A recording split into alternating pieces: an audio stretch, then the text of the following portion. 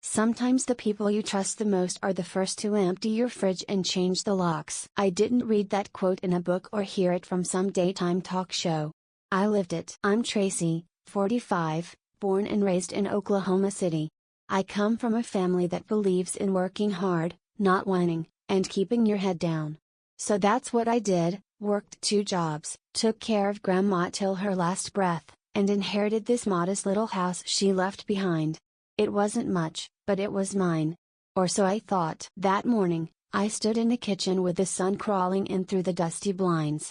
I could still smell the lavender dish soap Grandma always used. The coffee pot gurgled, but I never poured a cup. My hands were too tense. Today wasn't like other days. Today, they called for a family meeting. Funny, I didn't ask for a meeting. I didn't ask for company either. The knock came early. Of course it did. Mom, Dad, Fallon, my sister, and her husband Mark waltzed in like it was Sunday dinner. They didn't even ask if I had food ready. No greetings. No hugs. Just nods and stiff smiles. Like they were already rehearsed. Fallon's boys rushed past me, laughing, tracking mud on the carpet I had just shampooed last week. They made themselves right at home, because, apparently, that's exactly what they thought it was now. Their home. No one offered to help in the kitchen. Not even Mom, and she always used to fuss about napkins not being folded right. Instead, they sat like they were at someone else's house. Or like I was. Let's sit, Dad said. I stayed standing. We've been thinking, he started, glancing at Mom, who looked anywhere but at me. Fallon crossed her legs and smoothed her slacks like she was prepping for a courtroom, not a conversation. Mark kept fiddling with his wedding ring. The house. It's too big for one person, Mom finally said. I blinked. One person? Fallon's got 2 growing boys. They need space, Dad added. You don't even use the guest room, Trace. And this neighborhood, good schools, quiet streets, Fallon chimed in, it'd be perfect for the boys. I looked straight at her. What are you saying? She didn't flinch. We've already transferred the deed. It's in my name now. Silence swallowed the room. I felt my breath catch, but not out of shock. Out of betrayal. You what? I said, my voice lower than I expected. Mom leaned in, as if softening the blow would fix the knife already in my back. Remember those papers you signed after your surgery last year? It was just temporary, honey. Just to help manage the bills. They all sat there, watching my face, waiting for me to lose it. I didn't. But I felt it. Deep in my chest, a thud of something I hadn't felt in years. Disbelief, twisted with bitterness. Fallon reached into her bag and slid a copy of the deed across the table. I didn't touch it. But I saw the notary stamp. I saw the date. 2 months ago. I didn't agree to this, I said quietly. You were recovering, Dad replied. You weren't thinking straight. Fallon will make this place a real home. I couldn't respond. Not with words. Because all I could see was Grandma's writing on that will, to Tracey, who always made this house feel like home. They were rewriting that sentence, scrubbing me out. Later that night, after they left, I sat alone with the original will in my lap. My fingers traced the faded ink, my name written in her careful cursive. She meant for me to have this. She knew I would protect it. I walked the house, room by room, as if I were saying goodbye. But I wasn't ready to leave. The small glass bird sat on the windowsill above the sink, right where Grandma left it. I picked it up, held it in my palm. Cool. Fragile. Still mine. I gave them everything, I whispered. And they decided it was never enough. In the hallway mirror, I barely recognized the woman staring back. Tired eyes, clenched jaw, but underneath that, something sharper. Maybe being quiet made them think I had no voice. I put the bird back gently. Looked one last time around the living room. The couch they sat on like strangers. The floor their kids thumped across. The home they took without asking. They think I'll just leave, I said out loud, the words like a vow. They think wrong. After they left, the silence wasn't peace, it was a vacuum. The kind that pulls everything inward. I stood in the same kitchen, same floors I mopped every Saturday, but now it all felt borrowed. Like I was trespassing in my own life. I replayed that so-called family meeting in my head, but this time, I gave their words the tone they deserved. Mocking. Calculated. My sister smiling like a cat who just swallowed a bird. My parents using words like fairness and the greater good like shields. I poured myself a glass of water and let it sit on the counter untouched. My hands were too busy shaking. I opened my laptop. Searched old emails. Digged through folders I hadn't touched in months. I needed to find something, anything. Legal threads, receipts, copies of the original will. That's when I saw it. An email from Fallon last year. Subject line, just a health backup. Inside? A PDF labeled Temporary Guardianship Authorization. That's what I signed. That's what they twisted. I whispered to myself, they planned this like a heist. That night, I called Mr. Pinner, the lawyers who'd helped with the house transfer after Grandma passed. He remembered me. Barely. I'm calling about the title, I said. He hummed, shuffling papers. Well, it's been legally transferred. That was filed about 2 months ago. Legally, I echoed. Yes, ma'am. Clean. Notarized, documented, everything checks out. What about the notary? I asked. He paused. Fallon's firm handled that. I believe the notary is one of her associates. So it was airtight. Designed that way. Legally, it's sound, he said. Morally? That's another story. But courts don't deal in feelings. I could hear him smile through the phone. I ended the call with a sharp, thanks for nothing. The law didn't protect people like me. Not when you're the quiet one. The one who trusts family. I wandered through the house like a stranger. The hallway smelled like paint. A little too fresh.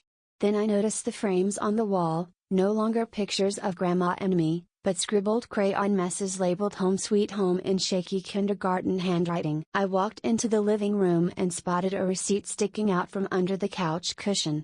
Home and Nest Decor, dated 3 weeks ago. Nursery remodel package. I stood there, frozen. This wasn't reaction, it was preparation. She never planned to leave.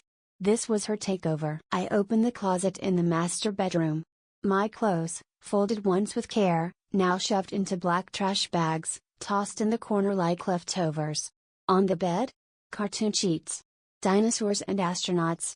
The kind Fallon's boys would love. She'd even changed the bedding. I leaned against the doorframe and stared at it all. Not temporary, I murmured. This was always the plan. I needed someone to talk to. I called Ruth, my cousin, my only ally left. Tracey? What's going on? She answered. You won't believe it, I started. They took the house. What? I thought you gave it to Fallon while you recovered. That's what she said. No. I didn't. She went quiet. I've been out of the family group chat for months, I added. Oh God, Ruth said. Fallon's been posting photos. Calling it her fresh start. She said you wanted something smaller. That you were happy to downsize. I sank into the kitchen chair. My hands were cold. They decided the story without me. I'm so sorry, Ruth whispered. I need to go, I said, hanging up before my voice cracked. There was too much shame in the silence between us. I sat for a while. Then I remembered something Grandma once said, years back, just a whisper between us in the garden. There's a drawer only you have the key to. I found it. Bottom of the hallway dresser, behind some old linens. The key fit. Inside, a yellowed envelope. My name on the front. Inside the envelope was a folded piece of paper and a short note in her handwriting. Trust is fragile. Protect what's yours, even from family. The document inside looked like an addendum. An update to the original will, unsigned, unfiled, but hers. It detailed her intentions, her words clear as glass. The house was to remain mine. No co-ownership. No exceptions. She had written it when Fallon first mentioned financial trouble, just in case, it said. It wasn't legal. But it was something. Something they didn't have. I stood, holding the paper like it weighed more than a brick. I looked around one more time, at what they touched, what they thought they claimed. They counted on me folding, I said. Then I tucked the note into my coat pocket and whispered, let's see how they do when I stand. Sleep didn't come easy. Not with the air so thick and memories knocking louder than the silence ever could. Around 5 in the morning, I got up and wandered through the house like a ghost, not sure where I was headed, until my feet stopped in front of the old door at the end of the hallway. My childhood bedroom. The knob stuck. I had to lean my shoulder into it, like the room itself was reluctant to let me back in. When it finally gave, I stood there, frozen in the doorway. It wasn't a bedroom anymore. Just a cramped storage unit filled with mismatched furniture, sealed boxes, an old walker no one ever used. Not a single thing of mine. No posters, no photos. No trace I ever lived here. I scanned the room, then spotted a dusty shoebox on the top shelf. It was labeled in my mother's handwriting, Fallon's School Awards. Trophies, ribbons, laminated certificates, all Fallon. I dug deeper. Nothing of mine. Just near the bottom, I found a faded construction paper valentine I'd made for Dad, red heart, glued macaroni, glitter still clinging to the corners. Unopened. Like he couldn't bother. It hit me then. This wasn't new. This wasn't about a house or a deed. This was decades in the making. My chest felt tight. Like betrayal had its own weight. I sat on the edge of a dusty footlocker, staring at that card. Then, like lightning through fog, a memory jolted up. Age 12. I had practiced for weeks for the school's talent show. Mom promised they'd be there. Dad said he'd bring the camcorder. I wore a sparkly blue dress and sang Wind Beneath My Wings. But that morning, Fallon said she felt sick. They stayed home and brought her ice cream. I remember standing backstage, peeking through the curtain, searching for their faces. They weren't there. But I still performed. Some kind teacher filmed it on a borrowed camcorder. I found that tape again in an old drawer a year ago and digitized it. I opened it now on my laptop, right there on the floor. There I was, tiny me, in that dress, singing with all the hope a 12-year-old could pack into a voice. Halfway through the song, I paused and scanned the crowd. Searching. Waiting. Hoping. They never planned to come. Fallon didn't need to be sick. She just needed the spotlight. Downstairs, I brewed coffee just to keep my hands busy. The house creaked like it didn't want to hold this truth any longer. On the kitchen counter, I saw my mother's planner. I shouldn't have opened it, but I did. Inside were neat, dated lines: Fallon Family Night, Thursday. Every week for 6 months. Vacations, school recitals, birthday reminders, for Fallon's kids. Not one mention of me. Not even on my birthday. I sat down at the table, pulled out receipts I'd kept in a drawer labeled house stuff. Roof repairs, plumbing, appliance replacements. 10 years of upkeep. The total nearly knocked the breath out of me. This wasn't neglect. This was strategic. I looked down at the paper trail, lips pressed tight. This wasn't negligence, I whispered. This was an investment. In Fallon. The phone buzzed. Ruth. You need to know what's coming, she said, not even bothering with hello. What now? Fallon filed for homestead tax exemption, she said. That only applies if she proves the house is her primary residence. That would make it permanent. Exactly. And once it's accepted, it's almost impossible to reverse. I sat in silence for a beat. Ruth added, I'll help you find a lawyer, but Tracey, Fallon's already built a lead. She's not messing around. My voice was steady. Let her run. I'll walk her down. The call ended. I pulled out a legal pad. Drew a line down the center and wrote, here's what I know. Dates. Receipts. That will Grandma never filed. Fallon's posts online, claiming a fresh start. I added it all, piece by piece. A story forming. Not just emotion, evidence. Then I remembered the old flip phone I kept in the junk drawer. Grandma's last birthday, I'd recorded a video. I charged the phone, heart thudding. When it finally turned on, I found it. There was Fallon. Cupcake in hand, arms around Grandma. I'll always protect this home, she said, smiling to the camera. No matter what. I watched it again, slower this time. Timestamped. Proof. That's a lie with a timestamp, I whispered. Sunday morning came with a strange calm. The kind that doesn't feel like peace, but warning. Around 10 a.m., my phone buzzed. It was a message from my father, come by Sunday. We're having a family talk. No details. No explanation. Just a sentence dressed like an invitation but carried the weight of a demand. I stared at it for a while. My gut said don't go. But my curiosity, it wouldn't sit quiet. I showed up that afternoon. The sun was bright, but the air inside the house was heavy. Everyone was already seated in the living room, my parents on the couch, Fallon beside them, her husband Derek next to her.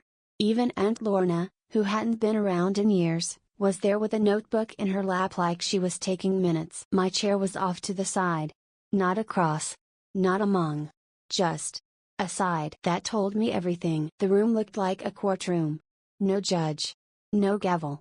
But the verdict was already written in their eyes. I wasn't invited to speak, I thought. I was summoned to accept. Fallon cleared her throat, pulling a folder from her bag and laying it neatly on the coffee table. Before anyone gets emotional, she said, already feigning calm, I just want to share some facts. She opened the folder like a prosecutor building a case. Inside, photos of her kids playing in the yard, letters from the local school using my address, a few pages that looked like they'd come from a therapist's intake forms. Caden's been saying this feels like home, she added, tapping one page. That kind of emotional grounding is important for a child with his challenges. Dad nodded, like it all made sense now. You've been distant lately, he said, avoiding my eyes. Too angry. That's not stable for raising kids. I opened my mouth, but Aunt Lorna cut in. I've noticed it too, Tracey, she said, voice soft like she was performing compassion. You've seemed overwhelmed. Maybe talking to someone would help. I didn't respond. Not yet. I scanned their faces. All rehearsed. All settled in their lines like they'd been reading the script for weeks. Fallon turned to me, eyes wet. This isn't an attack, she whispered, we just want what's best for everyone. They weren't just trying to push me out. They were painting me unstable, dangerous, a liability. I looked down at my hands. They weren't shaking. That surprised me. My pulse was steady. Who paid for the roof replacement? I asked, voice calm. Silence. Who's still listed on the utility bills? Who shoveled snow last winter when the pipe burst under the porch? Dad waved it off. Money's not the point. No? I said, meeting his eyes. Because I've got 10 years of receipts that say otherwise. He leaned forward. You're clinging to past wounds. We all have trauma, Tracey. But that doesn't give you ownership over. I cut him off. Turned to Fallon. Did you plan this with Mom? Or was this all you? She blinked fast. That same act she used in high school when she didn't study for a test and needed pity. Her lip trembled. A tear slipped down. Like clockwork. Derek jumped in. She's done more for this family than you ever did. You walked through life like we owed you something. That was it. I stood. You all want my house? I said. My voice barely above a whisper, but somehow it shut the room up. Fine. Earn it. In court. I walked out without slamming the door. That would have made it too easy for them to say I was unhinged. Outside, Ruth sat in her car, window down. She didn't smile. Just held out a small recorder in her hand. I didn't think they'd go full ambush, she said. I took the recorder, my fingers closing around it slow and tight. It caught everything, she added. Every word. You'll need this later. I nodded. Didn't thank her. Couldn't speak just yet. My chest was too full, not with grief. With focus. They want a fight? I said finally. Then I'll make it one worth remembering. That night, I sat at the kitchen table. Same one where I'd paid bills, patched holes in school backpacks, signed birthday cards no one read. I opened my laptop and began typing. To Fallon. CC, Mom, Dad, Derek, Aunt Lorna. Subject, legal notice regarding occupancy and property ownership. No threats. Just plain words. Clear. Cold. Backed with facts. Attached, receipts, photos, legal timelines. Final paragraph read, this home was never a gift. I built it. And I'm prepared to prove that. I clicked send. No caption. No emojis. Just proof and intention. I lay awake long into the night, staring at the ceiling, wrestling with scores of questions. The house was too quiet. The floorboards creaked under memory. Eventually, I slipped out of bed, padded down the hall, and found myself in the archival room. The door creaked softly. I flipped the light switch, weak bulb flickered. I moved boxes aside until I saw it, the old suitcase I had locked years ago, labeled everything I thought was mine. My heart jumped. I opened it. Inside, legal drafts, maintenance receipts, photos, my life in paper. I ran a fingertip over a notary receipt. In the margins, Fallon's name was faint. I whispered in the darkness, they think they erased me. But I left footprints in ink and paper. By flashlight, I scrolled through Fallon's social media. She posted about fresh starts, hailed family unity, thanked everyone who helped make this home whole again. She painted me as the one who walked away. That was her story. Then I found a letter she'd sent to our parents, lines about me being distant, unstable, disengaged. She hasn't visited once, it claimed. We assumed she moved on. That framed me as the absentee, not the betrayed. The more I read, the more I flinched. She had prepared this narrative long before I knew the fight had begun. I turned on the flip phone I'd rescued earlier. It booted slowly. Inside, I found a folder labeled Grandma's birthday. I tapped it. The video started. My grandmother's laughter, light in her eyes. And then Fallon, in the background, whispering in her ear, "I'll keep the home safe for both of us." The camera angle shifted. I caught Mom leaning close to Dad, "Hello," saying, "Let Tracey feel secure while we move in." My breath caught. This contradicts every public statement Fallon has made. This is planning, not confusion. Betrayal in motion. I paused the clip. My hands trembled. Suddenly, I felt the weight of what I held. I packed the video, receipts, drafts, notes into a USB drive and a printed dossier. I debated, release it tonight, or wait for the opportune moment. Fallon's already got a head start, Ruth's voice echoed in my mind. But I refused to wait in silence any longer. I composed a text to Fallon, "Check your mailbox. I delivered your counter." No threats, just clarity. In the mirror, I stared at my own eyes. "You built a case against me," I said to my reflection. "Now I'm turning it into record." Later, I laid the dossier beside Grandma's glass bird on the desk. The bird glinted in lamplight, fragile, immovable. I knelt, steadied myself. I whispered, "Tomorrow, they will see me, not the ghost they painted." I stood, turned off the light, and waited for what comes next. It was barely past noon when I heard the door slam. No knock. No warning. Just the heavy stomp of boots on wood. My father. Edwin. He walked straight into my study like it was still his house. I looked up from my desk, instinct bracing me, and there he was, red in the face, jaw locked. And behind him? Fallon and Mom. Standing like backup singers who already knew the chorus. "You've become useless," he barked. The words cracked through the air like glass breaking. My mouth opened, but nothing came out. I wasn't stunned because it was unexpected, I was stunned because it was finally said out loud. Years of quiet digs, passive jokes at family dinners, the way they'd glance at each other when I spoke, this wasn't new. It had just been dressed up in civility before. But now the gloves were off. He pointed. "Fallon's rebuilding this house. You need to step aside and stop acting like you're owed something." I didn't flinch. I just stared at him. I felt my throat burn, but not from sadness, more like acid rising. That moment told me everything. I wasn't just inconvenient. I was in their way. After they left, I sat in silence. Not to cry. Not to wallow. To steady myself. Then I opened the folder again, contracts, timelines, screenshots. I flipped through them not like someone reviewing a case, but like someone preparing for battle. This wasn't just defense anymore. I started planting things, quietly. A camera inside the desk lamp. A tiny recorder in the drawer of the hallway table. I made a list, every call I needed to make. Past neighbors who'd seen me mow this yard. Contractors who had my name on receipts. The accountant who'd helped me with taxes 5 years ago when I paid off the roof. My phone buzzed. A calendar reminder from years back, family barbecue, cancelled. Another. Sunday dinner, skipped.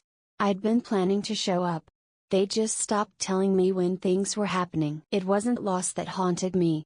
It was how easily they deleted me. Around 4 p.m., Fallon showed up again, this time with a man in a crisp blue suit and a leather briefcase. "This is Tyler. He's helping us mediate," she said like we were on a daytime talk show. He smiled too wide. "Ms. Lane, we're hoping for a peaceful resolution." I said nothing. Tyler cleared his throat. "There's concern about emotional instability, mentioned by your father. And with the house being in flux," I cut him off. "If I agree to sit and talk, will you cancel the deed transfer?" He blinked. "That's not really what we're proposing." Fallon stepped closer, soft smile hiding sharp teeth. "We're just trying to find what's best for everyone, Trace." Behind her, Mom muttered, almost to herself, she's always been dramatic. My hand clenched under the desk. But I stayed still. And right then, the lamp's hidden mic was recording everything. And Fallon? She leaned toward Tyler and said, just low enough to think it would pass. He said we could override her later after she burns out. I didn't even breathe. When they finished their little act, I stood. You don't get to gaslight me and call it peacekeeping, I said. Fallon blinked, still in performance mode. Tracey, we just want. No, I said. You want control. You can't have it. I pulled a small card from my folder and held it up. This room's recorded. Everything. I have legal counsel. If you don't back off, I'll send this to the press, to your donors, to Dad's clients. You built a lie. I documented it. Fallon's smile broke. Mom froze. You wouldn't, Fallon snapped. Try me, I said, and walked past them. By 9 p.m., I was back in my study. The lights were low. My laptop was open. I scrubbed through the recording. Clean audio. Date stamped. Fallon's voice crystal clear. Tyler's awkward chuckle. My mother's careless whisper. I drafted a blind email. Attached the clip. Typed a short message to my father's closest business partners. Subject line, your home is hers. The proof is here. No signature. No threat. Just facts. I clicked send. Then I leaned back in the dark and whispered, let's see who blinks first. That Sunday afternoon started quiet, too quiet. The neighbors had been invited over under the guise of seeing improvements, but by the time I pulled into the driveway, a small crowd was milling about. Children played on the lawn, neighbors greeted each other. But as I stepped onto the porch, the quiet broke. My father was at the top step, bright in the sun, voice ringing out over the gathering. Tracey has done nothing worthy, useless in this house, he shouted. Heat rushed to my face. My throat caught. I smiled, too polite, too forced. Neighbors shifted, murmurs rising like water. Fallon nodded next to him, as if she'd practiced this public lie until it felt real. In that moment, I saw the crowd lean in. I felt small. Exposed. I slipped inside. Closed the door behind me. Locked it. The walls held their secrets. I sat at my desk, heartbeat still heavy. I replayed his words, their tones. I retrieved the dossier. The video files. The receipts. I repositioned hidden cameras in the lamp. Slid my recorder into the drawer. Every microphone, every lens, already watching. I thought, I will not be silenced. I will record them saying my name. I heard footsteps. Fallon's boots on hardwood. The door flew open, Fallon and Mom burst in, voices raised. Stop acting so dramatic, they demanded. You're seeking pity. You're making scenes. I lifted the dossier folder. Held it steady. You're welcome to look, I said. Every claim you make, I have proof, Fallon sneered. What, now you're a journalist? Mom gasped, tears pricking. This is drama, she said. I stayed calm. You set the stage. I'm just pulling the curtains. And I held the folder up like a shield, refusing to back down. At just that moment, Ruth stepped into the doorway, quiet but certain. She said, I filmed it from the street. You were composed. They lost the narrative. She showed her phone, Edwin's outburst, captured from the sidewalk. The neighbors near the windows leaned forward. Their murmurs shifted, sides began to change. I walked into the living room, addressed the small crowd that had followed me inside. This is my home, I said. And I will defend it. I locked eyes with my father, with Fallon. No fear in my voice. I turned away, dossier in hand, moving back toward my study. In that moment I pressed record again. I whispered loud enough for those in the hall to hear, good evening, family. Let's talk truth. The text came mid-afternoon. Everett Monroe. My father's former boss. He was coming. I stared at the screen for a long second. I hadn't seen Everett since I was maybe 17, back when Dad still had a shred of humility. There was no way this was a casual visit. If Everett was showing up today, it was deliberate. My guess? Dad wanted to parade him around, borrow his authority, dress this whole thing up as a family reinvestment. The kind of nonsense that makes people forget how inheritance turns to betrayal. Outside, the yard was already filling up. Council members, neighbors, even a camera crew from the local paper. Balloons were tied to the porch. A giant ribbon was tacked to the front columns like it was some grand opening. Fallon played hostess, Mom floated behind with her pitcher of sweet tea, and Dad stood near the front like a politician rehearsing his lines. I stayed inside, watching through the curtain. It all looked like a stage. The smiles. The handshakes. The speeches. And then Everett stepped up to the mic. No one expected it. Not even Dad. He blinked, confused, and then stepped back as Everett adjusted the mic. Silence settled. I remember the first time Tracey showed me this place, Everett said, voice steady. I called it her mansion then. It always was hers. The shift was immediate. Gasps. Murmurs. Dad's jaw clenched. Fallon's neck stiffened like someone had poured ice down her back. Everett didn't stop. I saw the plans. The sweat. The personal sacrifice. She rebuilt it. Not with favors. With grit. You want to talk about legacy? Tracey's the one who laid those bricks. This isn't some shared investment. It's hers. My throat closed up. For a second, I couldn't move. Her mansion. The phrase kept ringing in my ears. I hadn't needed him to say it, but God, it felt good. Mom was the first to react, awkwardly clapping like it might erase what he just said. Fallon laughed, a sharp, nervous sound. Well, she said, stepping closer to the mic, Everett always had a soft spot for stories. She forced a smile. But let's remember, this home is a family home. That was when I pressed play. A screen I'd set up earlier blinked to life. Images began to cycle, receipts, permits, renovation invoices in my name. Next, stills from the hidden video, Fallon whispering with my mother, phrases like she'll give up if we wait long enough. The crowd turned. Phones came out. Necks craned. Mom's voice piped through the speakers, let her feel safe, then we shift things around. And finally, a copy of the signed deed, before the transfer. My name, my sweat, in black and white. Fallon's husband lunged for the power cord, but a neighbor blocked him. Let her speak, he said. I didn't speak. I didn't need to. I stood still and let the truth sit there. Raw. Ugly. Real. Then Pastor Joel, invited by Mom weeks ago, supposedly to bless the event, walked up slowly. He held the mic with both hands, looked at me, then at my father. I've known this family for 20 years, he said quietly. Long enough to know truth when I see it. He looked at Mom. You held the power of words.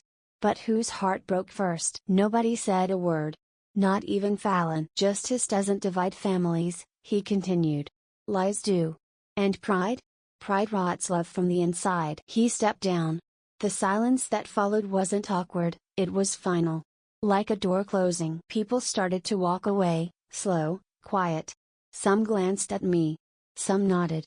One woman, Mrs. Levens from across the street, touched my arm and said, "You held your head high. That matters." Fallon shoved past me, heels stabbing the porch stairs. Mom followed, dazed. Dad stood still, like he'd been turned to stone. Everett came over, eyes soft. "You deserve this moment," he said. I nodded. I finally feel seen. Just then, my phone pinged. I glanced down. County Recorder Office just confirmed name transfer reversal. I didn't smile. I just stood there, letting it sink in. This house was mine again. But this time, the whole town knew it. The deed was back in my name. I sat at the kitchen counter, papers spread out, coffee half cold. The document was plain, really, no fanfare. But holding it felt like a quiet thunder. No witnesses. No applause. Just me and a slow breath I hadn't known I'd been holding for years. I walked through each room that evening, barefoot on what I'd stained with my own hands. Not looking for what was stolen, but reclaiming what remained. I rehung the photo from my 8th grade science fair, puffy hair and all. Pulled my old red toolbox from storage and gave it a place on the bookshelf like a trophy. In the hallway mirror, I caught my reflection. Worn, sure, but whole. I sent a simple message to Everett and Pastor Joel, "Thank you for standing steady when everything else shook." No punctuation. No dramatics. Just truth. That was enough. He knocked around 7. No Mom. No Fallon. Just him. My father stood at the edge of the porch like he wasn't sure if he should come in or just say what he needed and leave. He handed me a folder. Inside were my childhood drawings, dogs with triangle ears, stick figures and hard hats. Crayon stories I used to tape to his office wall. I cleaned out my drawer, he said. Figured you should have these. I nodded. Didn't say much at first. Didn't need to. He shifted on his feet. I wanted a son, he finally said. But I needed a daughter. There was no apology. And I didn't need one. I looked at him and said, you still have time to do better. He blinked, nodded once, then turned and walked down the steps. No hug. No big moment. Just understanding, thin, but real. Later that weekend, I hosted a little dinner. Just a few new neighbors, some folks from the neighborhood. I grilled chicken on the back porch and poured sweet tea from a mason jar. Someone asked about the porch design, and I laughed, told them about how I nearly broke my thumb hanging that side beam. Laughter rolled easy. Not polite, not forced. Real. Before they left, I took them out back to show them a plaque I just installed beside the garden. It read, built twice. Survived once. Everett sent me a package the next morning, a golden hammer engraved with the words, vision. Grit. Tracey. I held it to my chest. Not because it was sentimental, but because for once, someone saw me the way I saw myself. Not broken. Not background. Just capable. A week later, I launched a YouTube channel. Nothing fancy. Just me in overalls, a shaky camera, and a mission. Wrench and Resolve was what I named it. First video? How to rebuild a space, and a self, after betrayal. No sponsors. No money grab. Just honesty. Just heart. Comments poured in. I'm 64. I cried with you. You made me believe again. I watched this with my daughter. We're starting over. I sipped iced tea on my porch, watching the sun dip. A breeze caught the wind chimes I'd hung myself. I looked at the camera one last time. When you build with broken hands, your foundation remembers. That night, before bed, I opened my journal. I lost a house. I found a home. I lost a family. I found myself. I clicked off the lamp. And then, the phone rang. Caller ID lit up. Fallon.